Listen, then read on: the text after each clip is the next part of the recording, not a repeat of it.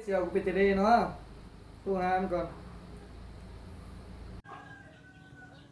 ช่วงนี้เขาคือมาหน้าไส้เท่าว่ะรอคนนาเดชก็มีแต่เห่านี่ละโทรมาว่ะฮัลโหล ฮัลโหลฮัลโหลแม่นผู้เด้อปากมา ปากน้ำพอมึงตีบ่แม่นเขาหมายความว่าผู้เด้อเว้าอยู่นี่น่ะ โอ้กูคือว่าที่กูปากมาอะไรโอ้อะไรนี่ไปอยู่เนื้อบอก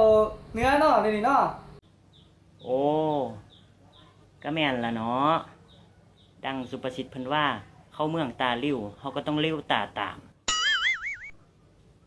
อู้มาปากเซ่ที่ว่าเว้ยให้เฮาเว้าปักเสเว้าปักเสก็เว้าซั่น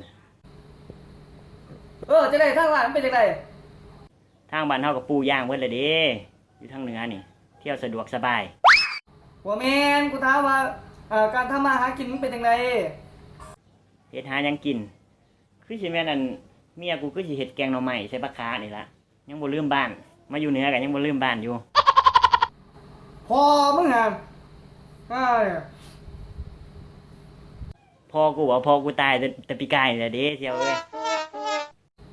อู้ทอดีแหละบอกแล้วมึงกูปวดหัว